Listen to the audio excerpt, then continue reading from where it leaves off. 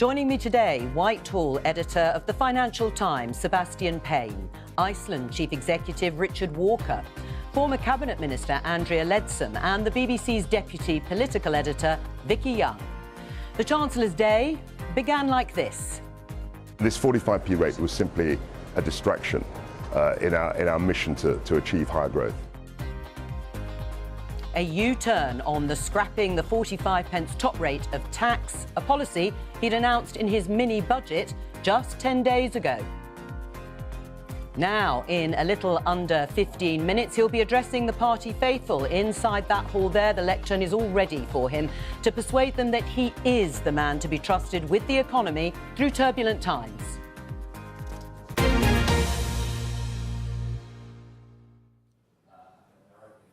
Welcome to Politics Live here in Birmingham. Andrea Leadsom, after the market turmoil following that mini-budget on the 23rd of September by Kwasi Kwarteng, and then that dramatic U-turn overnight and this morning on a central plank of that budget and the economic prospectus of this government, how damaged is Kwasi Kwarteng's authority? I think it was really important that he announced he was not going to go ahead with that 45p cut to 40p in the pound. Very important to do that quickly, not to drag it out. It was quite clear that it just wasn't acceptable. It was not the right time. It was not the right measure. And I think, in fairness to him, he has said, we've listened, we've understood that this is not the right thing to be doing, so we're getting rid of it, because he wants to focus on what that mini-budget was all about, which is helping people with their energy bills, helping businesses to stay afloat, and big supply-side reforms to get the economy growing. But you know first impressions matter in politics. Yeah. And he stuck to that policy. He and Liz Truss, they were determined to stick to cutting that 45p top rate of tax, and then they abandoned it like that. What does that do to someone's credibility? I don't see it like that. Of course, when you come out with a policy idea that you want to follow through, you are going to try and sell it, you're going to try and push it, promote it. But then what they saw was it landed so badly that they were going to reverse it. And actually, that takes some guts to do. And I think both they were left with no Minister alternative because they weren't actually going to pass it. Once Michael Gove had come out and said, this is against conservative values. Grant Shapps said, this is not the right time. We're not going to vote for this. I don't actually see that that was the trigger. I think it was a political reality that they faced up to early, and that is a good thing in politicians. Was it early enough, Sebastian Payne, or do you think Kwasi Kwarteng's authority has to some extent been restored by taking what Andrea Leadsom calls a quick one, the right decision? Well, I think there's an old saying about U-turns, which the worst time for a U-turn is tomorrow and the best time is yesterday. So the fact was, he did it. It probably should have happened before that. And there was a real breakdown of communications between Downing Street and the Treasury and Conservative MPs. And I actually think it was Conservative MPs, as you suggested, Joe, that obviously Michael Gove and Grant Shapps had said they were not going to vote for this. And there were tallies of lists being brought together that showed there was well over a dozen. I think it was communicated to the Chancellor and the Prime Minister they could not get this thing through. And quite late last night, I think about 10 p.m. up in their private suite at the Hyatt Hotel just across the road from here, they sort of looked at each other and said, the game is up, we're not going to get this through, so you just better backtrack as quickly as possible. Was it the right decision, Richard, to reverse that policy? Yeah, I think it probably was. I mean, it was always an odd priority to reduce the top rate. I say that as a top rate taxpayer myself, and I always look at this through the lens of my customer. And they don't really care about political machinations and what's going on in Westminster. Actually, they care about putting food on the table. So for me, I think it's absolutely the right thing to do. Although business broadly welcomed the mini-budget, didn't they, at the time? Of course. Supply-side reform, going for growth, going for productivity, absolutely the right thing to do. But let's balance that out and make sure that we look after those who are most vulnerable, people like my customers who need it most. Let's have a look at people queuing up. I have to say the queue is enormous, snaking round the conference hall, or just outside, I should say, the conference hall. People eager, of course, to hear what Kwasi Kwarteng is going to say. Do you trust him to steer the economy, Richard? Look, yes, I think what we need now is stability. It's been a rocky start, that's for sure. I mean, the vibe is pretty interesting out here, but now we need stability. We need to get on and focus on delivering for everyone. So yeah, I hope so. How difficult is this going to be for Kwasi Kwarteng today? I mean, he only announced that mini budget 10 days ago, Vicky. Now he's got to stand up in front of the party faithful with all the jitters of Tory MPs around here at the conference centre, and the relationship with Liz Truss, because there seemed to be a bit of a blame game going on as to whose idea it was to scrap that higher rate of income tax. Yeah, I mean, she in that interview, didn't she, talked about it being the Chancellor's decision. Now, I'm told that he didn't see that as him being thrown under the bus, which is what some people suggested was happening. I mean, I don't think we should overdo it about a division between them. Actually, as Chancellor and Prime Minister, they are on the same page. They share the same ideology. So I don't think, you know, you can overdo that. And people saying, well, she might sack him, I don't think there's any suggestion of that either. And also, that leaves her incredibly vulnerable then, doesn't she? She needs the protection. But I think it's interesting. If you think about Michael Gove's criticism yesterday, he talked about us having the wrong values. Well, they've dealt with that maybe up to a point. The other bit where he talked about the unfunded tax cuts, billions of pounds of those, and there are being still unconservative. Well, there's still, most of them are still there. So it's not the end of it. I think what it does do is it does show Tory MPs that, having given the impression they weren't listening, that now they have been forced to listen. But I think Tory MPs will want to keep that avenue open, I think. I mean, isn't that a problem for somebody like you, particularly Andrea Leadsom, because you have always come onto this programme and talked about fiscal responsibility, about being able to balance the books, and yet there's still going to be £43 billion of unfunded tax cuts. Does that make you feel queasy? Absolutely, it does. However, in my view, the energy package was essential, and it is by far and above the greatest element.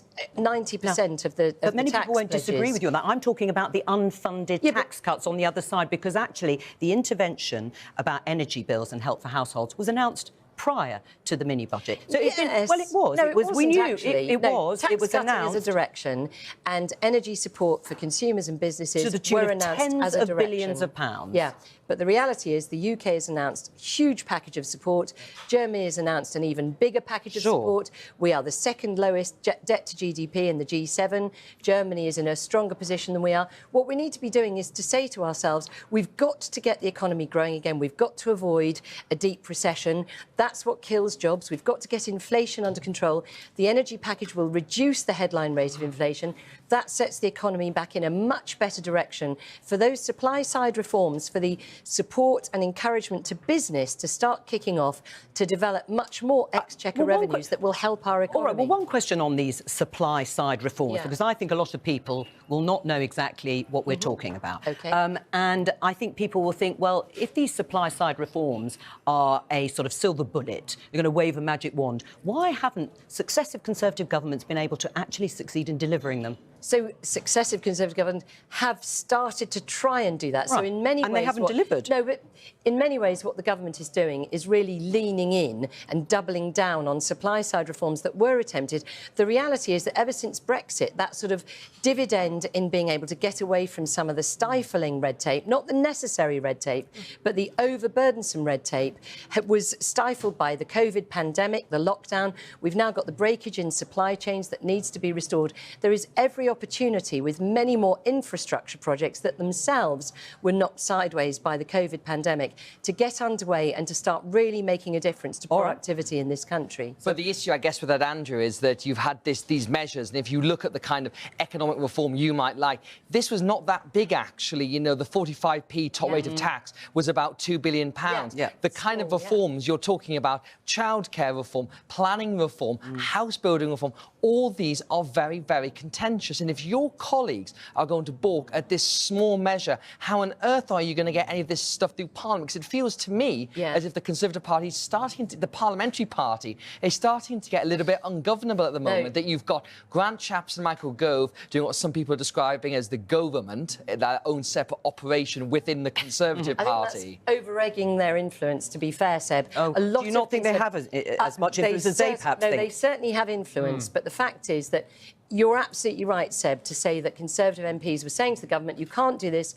top rate of tax cut because we've got to focus on the people, and that is what the government have accepted. And the point that you make about childcare reforms, planning reforms and so on, those are designed to get the economy going. There will be massive support from Conservative MPs for the sorts of fundamental reforms that create the levelling up, the infrastructure projects, the investment zones, the childcare reforms. Those are the things that they need. Take time. They do. And Liz Truss will look at it, and in her head is the next date of the next election is only 2 years away. Yes, but you set a direction. Members of the public will accept a new direction that is really starting to show impact. Well, we'll look at that in a minute, because we're going to obviously hear from Kwasi Kwarteng in a few minutes' time. But Richard, from you, this Go for Growth, the sorts of reforms that we are discussing here, is that what's going to make businessmen like you invest in the economy? Businessmen and women, yeah, absolutely. Yeah, I think anything we can do to lower red tape, to lower taxation, to enable business to do its job. I'll give you a very pragmatic example. We talk about levelling up. What does levelling up actually mean? It means about jobs and opportunity around the UK. And all we want to do is open shops and create jobs and pay tax. And yet, every single one of our store openings is delayed because we're encumbered by red tape on planning. So if we can reform planning, if we can get the government out of the way of the private sector to do its job to create wealth, that should have a benefit for everyone. I mean, one of the examples, though, will be the planning reforms that were being proposed under Boris Johnson. They were dropped. They were dropped because the government found it too difficult to do. And I think this is Vicky's point about time here, that we've got at best 2 years really until we're going to be into the next general election at this point. And regardless of the mood of the parliamentary party, which I think is a little bit febrile at the moment, there's just not enough time to do lots of this stuff. And I think Liz Truss came in, you know, the Prime Minister was talking, if you can pardon the expression, talking about balls of steel, and they were going to be tested by the amount of reforms she wanted to do. And the fact that she's caved quite early on, I don't think bodes well for the harder stuff. That's really unfair. Well, it's not caving, it's facing reality. And actually, to the point about we've only got 2 years, these are very fundamental reforms, that is the whole point that Liz set out her stall, is that there is too much blocking things from happening. She came in on an absolute mandate to get rid of some of those problems that prevent planning reform from taking effect suddenly. Having been a Secretary of State myself, I know how hard it is to get through the system. And so what the Prime Minister wants to do is to cut through that and actually start to make reform happen faster. She herself said she should have laid the ground better. Ahead of the announcements, and maybe that will be a salutary lesson. But for your customers now, what do they need? Yeah, look, they need as much help as possible. So from my perspective, I'm no economist, but, you know, we see and feel and hear it every single day. Our 5 million customers who are from the most struggling communities around the UK, week in, week out, they need all the help they can get. So all of this big supply side reform, fine, but let's reinstate the universal credit 20 quid uplift. You know, that's £1 billion. Why not? It won't even touch the sides. I think that would be absolutely smooth some of the income for my customers, and I think that would be a godsend. Andrea, would you support that? There'd be things I would support sooner than that. So things like childcare reform. Uprating benefits in line with inflation. Do you support that? What I would like to see happen is childcare reform. Let me just, sorry, I'm going to interrupt only to say there is Liz Truss kissing her colleague there, Nadeem Zahawi, sitting next to Therese Coffey, the Health Secretary and effective deputy to Liz Truss. So she's smiling, looking forward, obviously, to hearing what Kwasi Kwarteng has to say. I'm sure they had a discussion about it. We'll stay with the pictures, but carry on, Andrea. Yeah, what I would like to see is childcare reform that enables families to take the decision on when they use their budget for childcare, because at the moment, that is a real stumbling block for families who find that they can't manage raising a family with their working responsibilities, and that is their real opportunity to earn more money to meet the needs of their family, and the system is against them at the moment. I would like to see investment in that sort of a reform. I want to ask you, though, about this question of uprating benefits, because the expectation, certainly from Rishi Sunak and Boris Johnson, was that they would be uprated in line with inflation, running at about 10%. The government hasn't said it is committed to that yet, should they? I think probably the issue is that the energy package will reduce headline inflation potentially by 5%. Oh, right. So then you get the question of whether it would be right to up rate by a different number, and if so, why? I don't know, but I'm just thinking that is probably where we are right now, is seeing what the state of the inflationary part of the economic cycle is. But in the meantime, those people have got to worry. They've got to worry about the amount of money that they're going to get. Amount of support for their energy bills. Let's go into the hall, because Kwasi Kwarteng is just strolling across there, making his way to the lectern, quite slowly and measured. What a day. It has been tough, but we need to focus on the job in hand. We need to move forward. No more distractions. We have a plan, and we need to get on and deliver it. That's what the public expects. That's what the public expects from the government. But first, conference, welcome back to Birmingham. This is a remarkable city. It has a history of great brilliance. Joseph Chamberlain in the 19th century was an extraordinary civic leader who led Birmingham and the world through the Industrial Revolution. And today, Andy Street is following in that great tradition.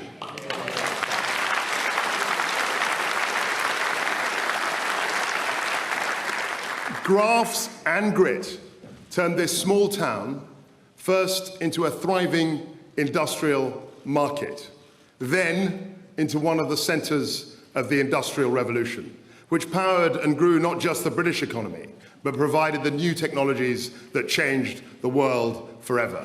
The Industrial Revolution was one of the most monumental transformations in human history, and it began here, with determination and application. Those Britons built a thriving economy. They inspire me today.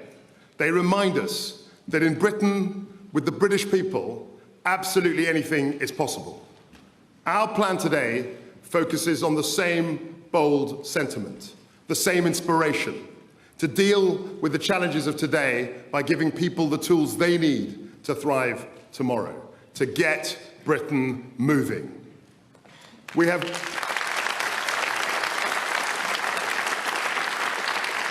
have great ideas. We have the same inspirational people, and I know we have the same determination. Our growth plan, set out 10 days ago, will ensure we focus relentlessly on economic growth, because we must face up to the fact that for too long, our economy has not grown enough. The path ahead of us was one of slow, managed decline. But I refuse to accept that it is somehow Britain's destiny to fall back into middle league status, or that the tax burden reaching a 70-year high is somehow inevitable. It isn't, and it shouldn't be. We needed a new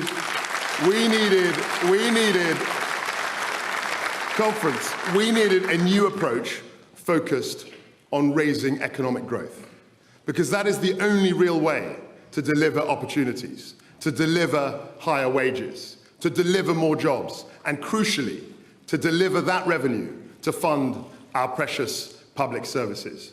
And it is the best and only way of achieving long-term fiscal sustainability. Because it is only by raising economic growth that we will spread opportunity and prosperity to every corner of our country. With economic growth, everybody benefits, and I mean everybody.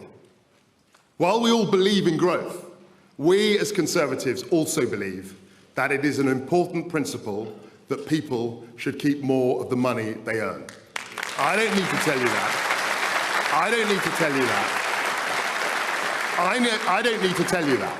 That isn't radical, that isn't irresponsible. It is a deeply held belief that we all share as Conservatives. We were faced with a 70-year high tax burden. We were confronted with low growth, and the path we were on was clearly unsustainable. So that's why we are cutting taxes for working people. That's why we will reverse the national insurance hike on the 6th of November. And that's why we will bring forward the 1p cut to the basic rate of income tax by 1 year. That's why That's why we will take 200,000 people out of paying stamp duty altogether. Taken together, this is what our support will do for all our people. Thanks to our energy intervention, a typical person in a semi-detached property will save £1,150 on their energy bills this winter, on top of the £400 discount. And if they are earning an average salary, they will benefit from an additional tax cut of around £400. That is almost a £2,000 saving this year alone. But I can be frank, I know the plan put forward only 10 days ago has caused a little turbulence. I get it. I get it. We are listening and have listened. And now I want to focus on delivering the major parts of our growth package. Because with energy bills skyrocketing, a painful COVID aftermath, war on our continent, a 70-year high tax burden, slowing global growth rates, and glacially slow infrastructure delivery, we couldn't simply do nothing. We can't sit idly by. What Britain needs more than ever is economic growth, and a government wholly committed to economic growth. That is why we will forge a new economic deal for Britain, backed by an ironclad commitment to fiscal discipline. More businesses.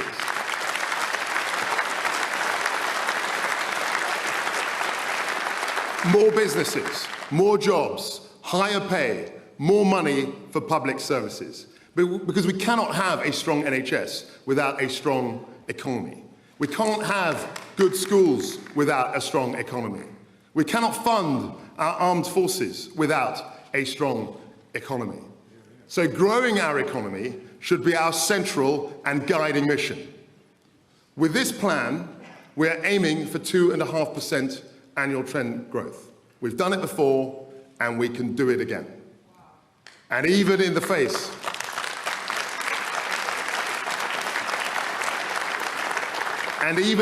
of extreme volatility in global markets, with major currencies wrestling an incredibly strong US dollar, and longer-term trends from demographic change to climate change, we will show that our plan is sound, that it is credible, and that it will increase growth. That is our pledge to the people of this country.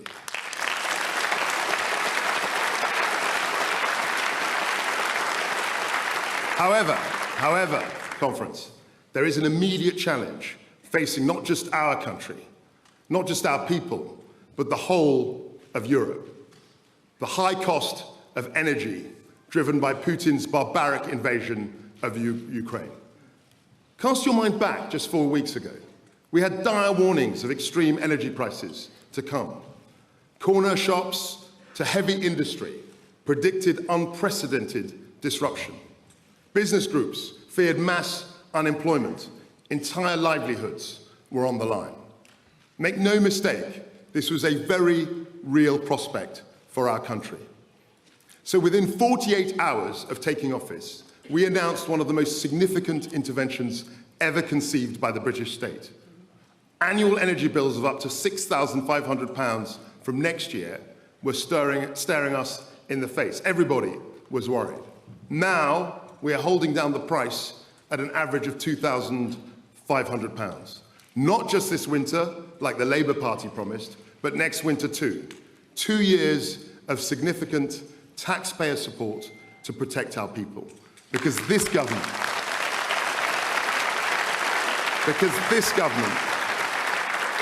will always be on the side of those who need help the most.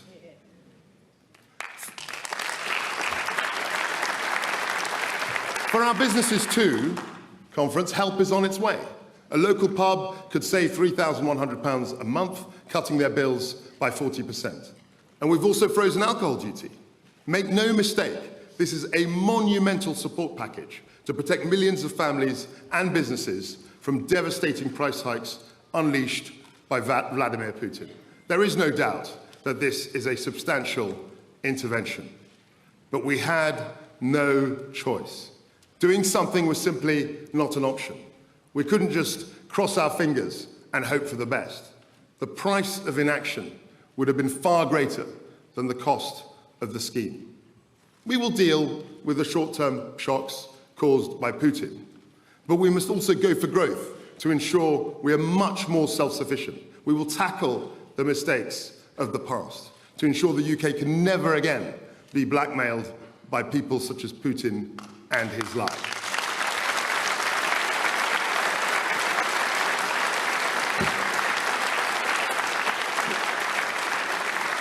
When COVID hit our shores, we were right to intervene to protect lives and livelihoods.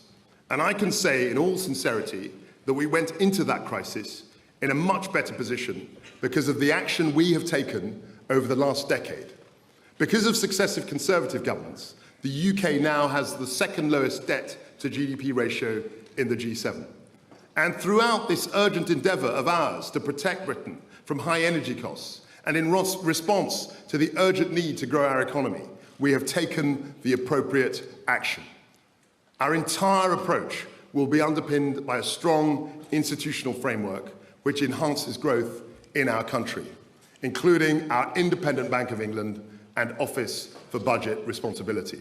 We will have a strong fiscal anchor with debt falling as a proportion of GDP over the medium term. That is the Conservative way. But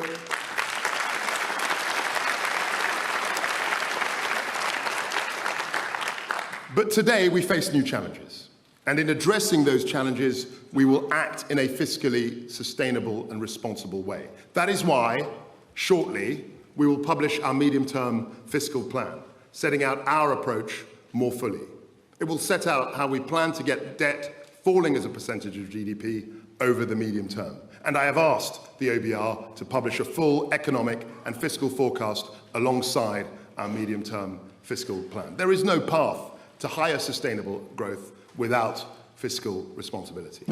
Conservatives have always known this, and we know it still. And it is because we are Conservatives that we remain absolutely committed to being serious custodians of the public purse. This is what defines us and separates us from the Labour Party. But conference, to grow the economy, we really do need to do things differently. We know that it is our towns and cities which drive much of our economic growth today. Business investment, skills, science and technology, infrastructure, housing, energy supply, strong financial services. These are the key ingredients for higher economic growth and well-funded public services. I had the great privilege of being Business Secretary for nearly 2 years. I visited every corner of this country. I saw the creativity, the drive, the entrepreneurial spirit. We have to celebrate our entrepreneurs, our business people, our job creators, people who are taking risks. But I also saw where government got in the way of progress. My job now is to free that potential. This starts with investment zones. We will empower local areas to do things differently, just as here in Birmingham. We will liberalise planning rules, releasing land and accelerating development. We will cut taxes for businesses in those zones. We will accelerate tax reliefs for new structures and for new buildings. We will provide relief on investments on plant and machinery. We will lower taxes which stop businesses hiring and skilling up their workforce. That is an unprecedented set of incentives for business to invest, to create jobs, to build right across our country. And it will start right now. Conference, we will get Britain moving.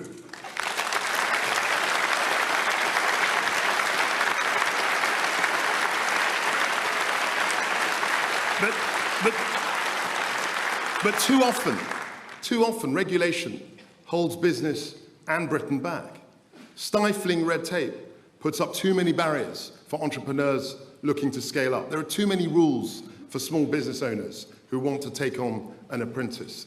There are too many burdens on our finance sector, stopping it from investing in key projects. And when Britain's innovators, job creators, entrepreneurs and risk takers are held back, so is Britain. That is why we will review, replace or repeal retained EU law holding our country back.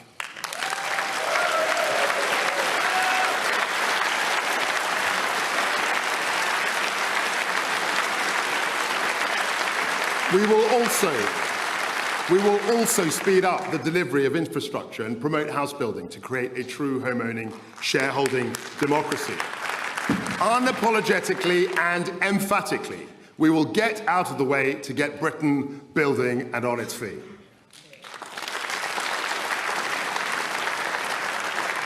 Over the coming days and weeks, we will forge ahead and break down the barriers that have held our country back for too long. On childcare, agriculture, immigration, planning, energy, broadband, business, financial services. Sensible economic reforms to produce more of the products and services we need to drive down costs, to create jobs, and to generate higher pay and productivity. And when it comes to those who would hold us back, we will act. Pernicious strike action disrupts the lives of British people and slows down our economy. It stops children going to school. It stops parents from going to work. And it stops people from getting the vital care that they need. Action which slows down our economy cannot be the policy of any serious party serious about growth. And a party which is not serious about growth can never be considered fit for office.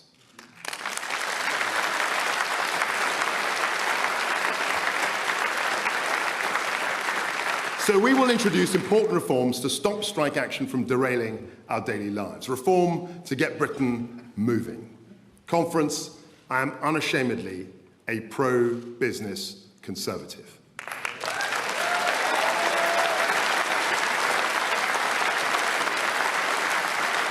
I know that the interests of business and hard-working families are not in conflict. They are aligned. When businesses thrive, they create more jobs, they raise wages, and they contribute more for our public services. Rather than bashing business, we are backing it. That is why we need to make our tax system simpler, more competitive, and pro-growth. So we will reverse the planned increase in corporation tax, ensuring we have the lowest rate in the G20. This will plough almost £19 billion a year back into the economy. That's £19 billion for businesses to reinvest, to create jobs and raise wages. We will reverse the reforms to IR35 that have added unnecessary complexity and cost for so many businesses. We will maintain the £1 million annual investment allowance, giving 100% tax relief on investments in plant and machinery. For over a decade, the Conservative Party has stood up for working people in this country. Since 2010, we have delivered the lowest unemployment since the 1970s, 1 million new businesses, more than doubling the tax-free personal allowance. We've taken 2 million of the lowest paid out of paying tax altogether. The national living wage, boosting the pay packets of the lowest paid. Fuel duty, frozen for 12 years. The £1,000 uplift in universal credit, making sure work always pays. These are great achievements, Conservative achievements. And let us not forget, when this party came into government, we were met with the full force of Labour's economic incompetence. No money left, taxes raised, record unemployment. We reversed that story of national decline. But even after 3 election defeats, they still haven't learnt their lesson. The Labour Party would have you believe that every penny you earn should go straight into the government's coffers. The Labour Party believe that they know how to spend your money better than you do. The Labour Party believe that they can tax their way to growth. We don't believe that. We believe in low tax, high growth, and fiscal discipline. We are Conservatives.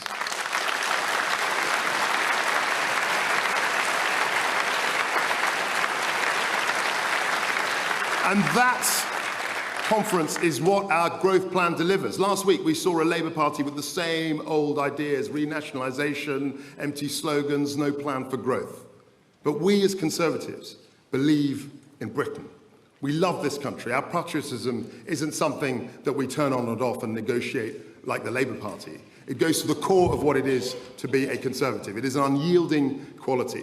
Yes, we have challenges to face, but our plan will take this country forward. We will get Britain moving. We will deliver lower taxes for you and your family, and we will grow our economy. I know we can achieve that goal. With grit, with drive, and with determination, we can meet the challenges of this new era. Thank you.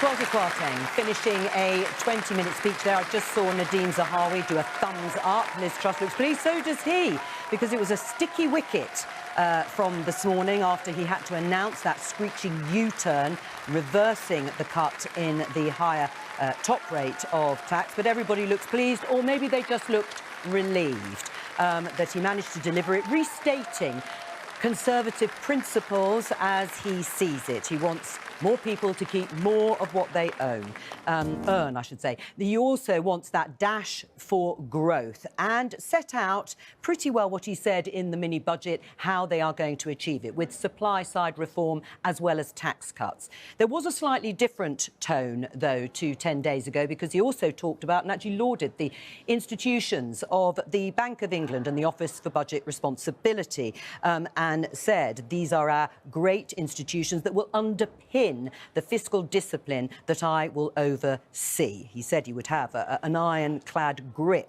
on fiscal discipline. Well, let's find out what our guests here thought of it. Vicky, first of all, did he do enough to reassure those sitting there in the conference hall? It'll go some way towards calming the anxiety, I think. I mean, that was the point about the U-turn overnight, wasn't it? Get it out of the way, then he could make this speech and hopefully try to move on. So, yes, as you say, the differences, the add-ons from the mini-budget are talking about fiscal discipline, something that, obviously, as he sat there last time, stood there and announced billions of pounds of unfunded tax cuts. You know, that's really partly what the markets were responding to. Now, that is all still there. And we also still don't have the full picture of what he's going to do and how he's going to show that he's going to bring debt down in the medium term. We still obviously need that OBR report. We need to see these supply-side reforms he's talking about. And no sign of that being brought forward? No, although, again, lots of MPs still feeling he can't wait till the 23rd of November. That's going to be too late. These other announcements, I think there's 7 or 8 of them, are going to come in the next few weeks. So it begins to paint the picture a bit more fully. But again, I think people would say, you know, it's all in the wrong order. Actually, this all should have been done a bit earlier, before you came to that bit. And he tried to justify that, didn't he, by saying we had to act urgently because of the energy problem. But actually, some are saying he could have just done that bit and not the rest of it. Sebastian? I think Kwasi Kwarteng gave a very solid performance there, and if it was to channel one catchphrase, it will be Corporal Jones, don't panic. Like, he was very much trying to calm everything down, say we are going to be fiscally responsible, we are going to do our sums, and what happened last week was a blip. And I think at the beginning of his speech, the Chancellor was quite clear that he admitted they had got it wrong. He took it on the chin. There was not really any new policy in that, though, which you could maybe understand given what's happened over the last 10 days. But I think, again, he's trying to be reassuring. But what you didn't see there is Kwasi Kwarteng is a very confident individual, and I think that sort of came across quite solid. But there was none of the sort of the brashness or the bravado that you saw in the mini-budget. So I think you can see there's been a bit of humility over the events the past couple of weeks. But I think people will look at that and say, OK, that was solid. And Tory party members seemed to like it. You know, they were clapping when he was talking about, you know, the tax cuts and the supply side reform. But as you were saying, Vicky, no details on what they're going to look like, when they're actually going to be done. But I imagine he'll be pretty happy with how that went. What about you, Richard? He said fairly early on, I know the plan, his plan in the mini-budget has caused a little bit of turbulence. Maybe an understatement, some people would say. I get it, though, he says. I get it. Has it reassured you? Yeah, look, there certainly has been turbulence. And when you look at the energy price cap, we talk about that. It's complicated, it's big, it's scary. But let's keep it simple. You know, my customers are my constituents, and they're really hurting at the moment. So in terms of new policies and, you know, whatever new ideas might be announced, that's why I keep going back to this universal credit uplift. You know, let's try and help them, the poorest in the UK, the people who are the most vulnerable. Let's try and get them through this. So he didn't talk about spending cuts there, did he? I don't think. That's another thing. You kept talking about strong public services if you grow the economy. And so you'll assume they're going to have to, if he's going to show debt falling, they're going to have to do that somehow, assuming he's not going to put up taxes. And so this idea of the public spending, and particularly of the welfare bill, what they're going to do about that. So, ministers are absolutely considering not raising most of those benefits in line with inflation. And that is still pain to come potentially for lots of people. Well, and absolutely, and we'll bring you that when we hear from the government any announcement. We mentioned turbulence. Let's talk to Darshini David, the BBC's economics correspondent, because we talked earlier, Darshini, about the turbulence in the markets, their response 10 days ago, their response following the U-turn this morning on that top rate of tax. It won't be cut after all. What about the response to this speech? Yes, Joe, we spoke about the fact that 10 days ago, during that so-called mini-budget, we saw the kind of movements in the currency markets, the bond markets, you never normally see during a fiscal event. What of today? Well, let's not forget the things the market is looking for, because it's concerned because of the scale of these tax cuts, how they're going to be funded, and ultimately, what does this mean for growth and inflation? Now, we saw the pound actually slipping ever so slightly. Why is that? Well, when we talk about that U-turn on the 45 pence rate, it is a tiny proportion of the tax cuts, 2 billion out of 45 billion. So what the markets are looking for, is this just the start of a U-turn? Absolutely no indication that's the case. So sterling, still hovering around, and we shouldn't forget as well, the dollar's having a weaker day. So there's all sorts of things going on. The bond markets, again, a bit more relaxed, but they too, lots of heightened uncertainty there. Darshini, David, you'll no doubt be keeping across this for the rest of the day. Thank you very much for joining us. I think we're going to be hearing from Chris Philpott. Hopefully we're going to see him. He's going to join us on set, the Chief Secretary to the Treasury, to answer our questions about exactly what has changed. But first of all, let's get a reaction from Labour. We don't always speak to the Shadow Cabinet or a member of the Shadow Cabinet during Tory party conference on the Chancellor's speech day, but there has been a change in a fundamental piece of policy. So we want to get their reaction. Rachel Reeves is the Shadow Chancellor and joins us now. Rachel, do you welcome the reversal of the 45 pence tax rate cut? Well, it's good to be with you, Joe. The problem is that so much damage has already been done. When the Chancellor delivered his financial statement, we saw huge volatility in financial markets and a big spike in borrowing costs, not just for the government, although that is significant, but also for ordinary families. And if you have a mortgage of, say, £200,000 a year and you're looking to refinance, if interest rates go up from around 2%, which is where many people are paying at the moment, up to 6%, that is hundreds of pounds, almost £700 extra per month, because of what the Chancellor did in his statement. And those increase in borrowing costs haven't gone away, even with that U-turn today. So the damage is being felt by ordinary working people. It's a crisis made in Downing Street, but it is ordinary working people who are paying the price for this. But Rachel Reeves, Labour supports much, in fact, the bulk, you could argue, of those tax-cutting measures. Now, it's true, you didn't want to see that cut in the 45 pence tax rate. It's now going to go back. You wanted to use the money from that to fund nurses and school breakfast clubs. That money is now accounted for in the government's fiscal plan. So how are you going to fund those extra nurses that you've committed to and meals for schools in England? Well, I've always been clear that there'll be nothing in Labour's manifesto that it isn't fully funded and fully costed. So let me explain to you how we will pay for the doctors, the nurses and the breakfast clubs that I spoke about at conference last week. I welcome the fact that the government are no longer going ahead with the 45p tax changes. But one thing the government haven't done is abolish the non-dom tax status. I said earlier this year that if you make Britain your home, you should pay your taxes here.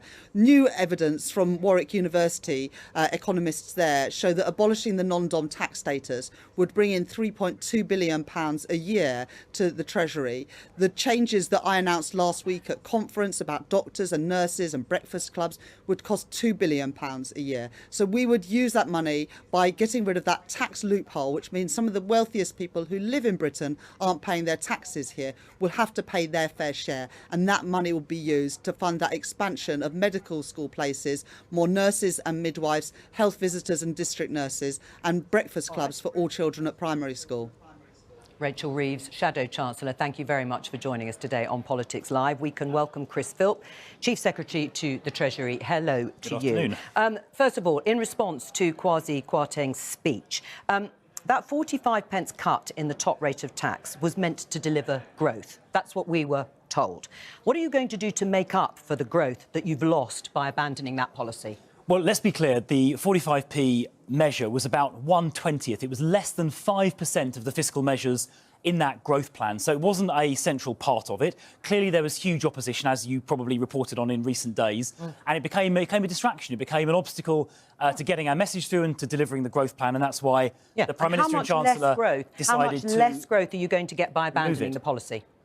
Well, look, we are going to deliver our 2.5% growth rate. That is the target. We are going to stick to that target. As I just pointed out, the top rate measure was less than 1/20th, less than 5% of the measures in that plan. And I thought the Chancellor, in his speech a moment ago, made very clear exactly how we're going to get to that growth rate. We're going to lower taxes for people and for businesses. We're going to deregulate. We're going to make sure our infrastructure gets built. We're going to make sure our energy production is in the United Kingdom, not overseas. And if we do those things, we are going to deliver that higher growth, leading to higher wages. But, Chris Philp, that is a huge if, isn't it? I mean, we heard Kwasi Kwarteng say in that speech, praising the Bank of England, the Independent Bank of England, and the Office for Budget Responsibility. But, of course, we don't know if any of your plans are going to add up or that 2.5% elusive growth is going to happen, because we've got nothing to judge you on. We have still no scrutiny, no figures, no forecasts. So you can forgive your critics for saying, why should we believe a word you say? You've just U-turned on a policy, within 10 days. What else might you U-turn on? Well, you said it's an if. It's a plan. It's got specific measures, specific steps that will deliver this growth. You asked about the OBR forecast. You won't have long to wait. On the 23rd... end of November. Well, look, we've got to make sure that it's scored properly. We've got to make sure all of our policies on the supply side, so reducing regulations, are fully laid out so the OBR can take them into consideration. We've also, of course, got to set out the medium-term fiscal plan, that responsible approach we're going to take to reducing the ratio of debt to GDP. All of that will come together on the 23rd of November. Do you think you should have done that before the mini-budget? Do you think you should have done that before the mini-budget? Well, look, we think that getting on with growth is important. There are things we want to signal to the market, like lower taxes and like the supply-side measures we've announced. The energy package, I don't think, frankly, could wait. That started on the 1st of October. Yeah, but that was ahead of the mini-budget. We knew that was coming. That was a day or two ago, and that is saving households who would have faced bills of £5,000, £6,000 or £7,000. They're not going to be paying those bills thanks to Liz Truss and Kwasi Kwarteng's decisive action. Instead, any of the money that they are going to get back, either through the energy intervention or some of the tax cuts, is going to be wiped out by mortgage repayments that are going to soar. They are already soaring. They've risen as a result of the mini-budget announcement. People who are already struggling with the cost of living are going to be stretched even further. A typical 2-year fixed mortgage deal that had a rate of 2.34% at the start of December is now priced at 5.75%. How are people going to make those payments? So you just mentioned mortgage rates back in December. For the last 9 or 12 months, mortgage rates across the world have been increasing. In fact, they've been increasing more in the United States. Yeah, but this was as a result. This was as a result. That's the real-life consequence of what you announced in that mini-budget. Well, as I say, mortgage rates have been rising. They form part of an important part of a wider cost of living challenge. So you might ask the question, what are we doing about that? And what we're doing about the wider cost of living challenge, much of which, by the way, links back to Putin's illegal invasion of Ukraine, we're making sure the energy prices, which could have gone as high as £5,000, £6,000, £7,000, don't hit people in the pocket that way. We're going to cap that at 2,500. We're going to alleviate the burden of taxation, which people pay. And the tax measures in the growth plan are broadly based. All the 30 million working people will benefit from that national insurance cut and that cut to the basic rate. Rich and poor alike will benefit from those reductions. That will help with the cost of living situation. And most of all, the answer to your question is growth, because without a growing economy, we're not going to see rising wages. Because this supply-side reforms that we were talking about actually before Kwasi Kwarteng took to his feet, he mentioned them again in the way that you have just done. He said stripping EU laws from the UK. Which bits? Well, there's going to be a full review of all of those. But which bits? I'm not going to preempt the result of that review. Again, it's going to how happen. Can we judge that this is going to lead to growth? It's going to happen by the end of 2023. But there are going to be, in the next 6 to 8 weeks, I hope you can wait that long, there are going to be, there are going to be about 8 announcements by different secretaries of state spelling out these supply-side reforms in more detail. Let me give you 1 or 2 examplos. There'll be, Jacob Rees-Mogg as Business Secretary is going to set out how we're going to alleviate small business regulations, some small business regulations, particularly on businesses with under 500 employees. We're going to hear from the Transport Secretary about expediting infrastructure projects. We're going to hear from the DEFRA Secretary on how we can help farmers become more productive. I think the question most people have is delivery, Chris Philp, because we also spoke before about planning reforms that never got onto the statute book. They were dropped. And maybe they were dropped because of things like this, Chris Philp. You tweeted, yet another property speculator targeting my house thanks to Croydon's Labour Council handing out planning permissions so freely. Well, I thought you wanted to have freedom for planning permissions. Bromley and Sutton look after the character of their area. Same national rules. Croydon Labour has turned our borough into a magnet for speculators. So in public, you want deregulations and you want freedom for planning, but not perhaps on your local doorstep. No. Look, of course, development has to be appropriate, right? And suburbs like that, or the Green Belt, frankly, generally speaking... So not in your backyard? Well, not in inappropriate places anywhere in the country, not just in Croydon South, which, by the way, is a fantastic constituency. Yeah, well done. We want to see development in the right places, brownfield sites, in these investment zones we've talked about, which will be agreed with local authorities. There'll be sort of a red line on a map within those investment zones, done by agreement. There will be very great planning freedoms and lower taxes. Outside of that, we want to see greater speed. We don't want to see projects held up with endless judicial reviews and endless delays. There's nothing inconsistent in that position at all. Well, I think people might make a judgment there about the inconsistency, Chris. Seb? Chris, question for you. We've got this event on November the 23rd, which is all about adding credence to what the government's saying in terms of fiscal responsibility. Is there any chance that's going to be brought forward? Because that's still quite a long time away, and you've said you've got to wait for the OBR to do the sums. But the OBR actually came to the government in the summer and said that they could have done the sums in time for the event last time. So I'm sure they could do it before an event that's almost 2 months away. Well, it needs to be obviously, the forecast needs to be updated to reflect new policy that's announced. It takes time for the OBR to respond to that. It doesn't take 2 months, though. We also need to set out the medium-term fiscal plan that the Chancellor referred to in his speech. So we do need to get this right. I think it's fair to say that is a lesson one might take. We need to take time to make sure it's all set out. So when Jo and her colleagues ask me questions, we have all of the answers that are necessary. So we're going to do this properly. We're going to do it right. We're going to do it in a way that's fiscally responsible. But above all, we're going to do it in a way that gets our economy growing, because that is what will lead to higher wages, better jobs and sustainable taxes to pay for public services. Well, I was just going to say, was it a mistake not to have that in place? Was it a mistake not to have the OBR forecasts there? I mean, Liz Truss herself has said we should have laid the ground better. Yeah, well, I think that's a fair comment by the Prime Minister, but there was an urgent situation, particularly in relation to energy, where people's prices were soaring, and we've taken that risk off the table. We've protected households from energy bills that could have gone as high as £6,000, £7,000. And I think there was also an urgency in laying out the growth plan, because we do want to get our country growing as quickly as possible. So I don't think it was wrong to do this with a sense of urgency and mission. So have Tory MPs been saying to you they want to bring that forward? Because they've been saying it to us, they want it earlier. Well, look, I think I can perfectly understand that, but we do need to do it properly as well. Look, I think we have been listening. You know, there was obviously a lot of complaints, and I'm sure you heard as well, about the 45p, and the Prime Minister listened to that. So I think it is fair to say this is a government that does listen and does respond when appropriate. But what we're not going to do is be diverted from our mission, which is to get the economy growing, which will benefit everyone in the form of higher wages, better jobs, and a more sustainably funded public sector. I know you've got to go in just. I know you've got to go in just a moment. But before you do, you mentioned the policy, the reversal of the 45p cut. Pippa Crerar has tweeted in The Guardian, Tory insiders claim that it was, in fact, Treasury Chief Secretary Chris Philp who had the idea to cut the 45p tax rate, presenting Truss and Kwarteng with a paper on it during the leadership campaign. Was it you? No, I was not the architect of the policy. I didn't write a paper specifically on this topic. What there was I was asked to basically prepare an evaluation of like about 20 or 30 different policies, which are, you know, presented for consideration. But it ultimately wasn't my decision, and I wasn't advocating particularly for this. I certainly didn't write a paper on this specific and exclusive. So was it a bad idea? Well, I think there was, as I've been explaining in studios, I'm not sure including yours, there are good economic grounds to do this, to be internationally... Do you still want to do it eventually? No, I'm absolutely not saying that. I'm just trying to give a straight answer to the question. There are good economic grounds to do this. It's a good idea that you couldn't get through. Let me just finish answering the question if I can. There are good economic grounds for this, to make us internationally competitive, to encourage people to locate into this country. However, and of course Labour had this as the top rate, 40% as the top rate for almost all of their 13 years. However, as you will have picked up talking to MPs, the public, it didn't come on public support. It didn't command parliamentary support. And so, because the government is one that listens, we responded to that. It had become a distraction from what is a fantastic wider growth plan. And so the Prime Minister, I think, rightly decided to remove it. But, there were good economic reasons for it. Political reality intervened, and we listened and we responded. That's how a democracy, and particularly a parliamentary democracy, works. It's good of you to come and join us. Chris Philp, Chief Secretary to the Treasury. We'll let you go. A pleasure as always. Thank you. Thank you very much. Richard, listening to all of that, particularly on this supply side, are you really confident that government is going to be able to get out of the way of business to let you invest and grow?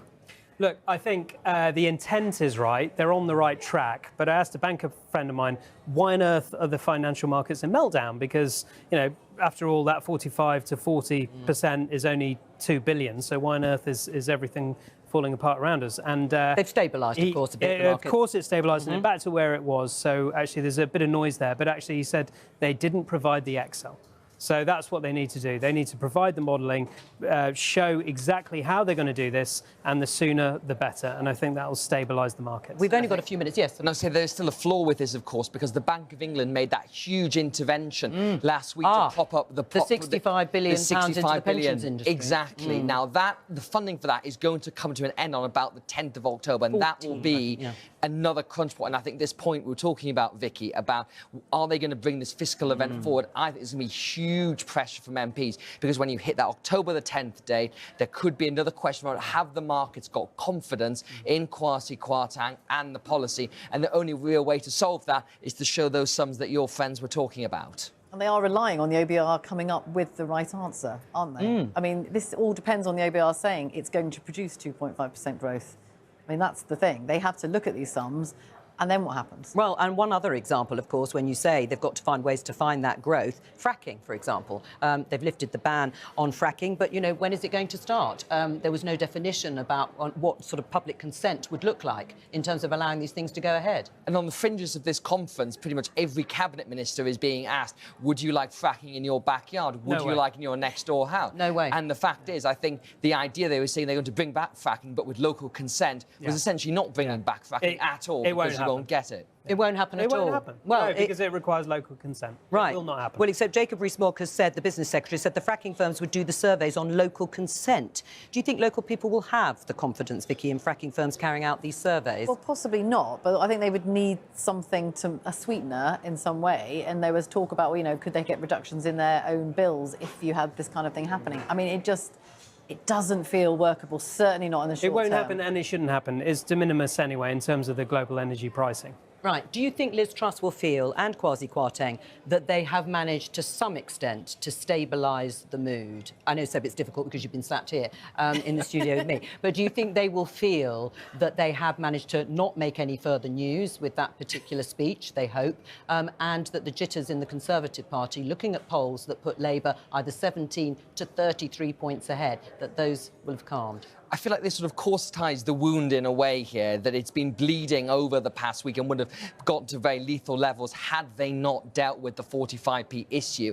But the challenge they've now got is the rebels, your Michael Goves and your Grant Shapps who manoeuvred against this measure, they'll move on to the next thing. I think the corporation tax cut, are you going to give businesses a £17 billion tax cut when you can't raise benefits? What about bankers' bonuses? The fact is, the Conservative Parliamentary Party is pretty ungovernable at the moment. Liz Truss did not win with more than half the MPs, and they are very much going to keep on this war. So a bit of peace for now, but I don't think for long. It's been a very busy 24 hours here at the Conservative Party conference, but that's all for today. Thank you very much to my guests who have joined me for Kwasi Kwarteng's speech. And of course, we'll be back tomorrow with more Politics Live at 12:15. From all of us here, have a very good rest of the afternoon. Bye-bye. Oh my God, what a fucking clusterfuck, honestly. I just want better questions. Like, did you crash the pound? Did you murder the pound? Did you kill the Queen twice? Is what I want to know. Did you do that when you announced your mad batshit crazy budget on Friday? What happened to the pound? Wait, okay, yeah, you killed it. Is that what you're trying to? Is that what you're looking and saying at me, that you killed it? Stupid bastards. Honestly. I can't wait to get rid of these fucking idiots. I think from now until whenever, it's going to be the most interesting time whenever's the next election, because this government is fucking retarded. It just is.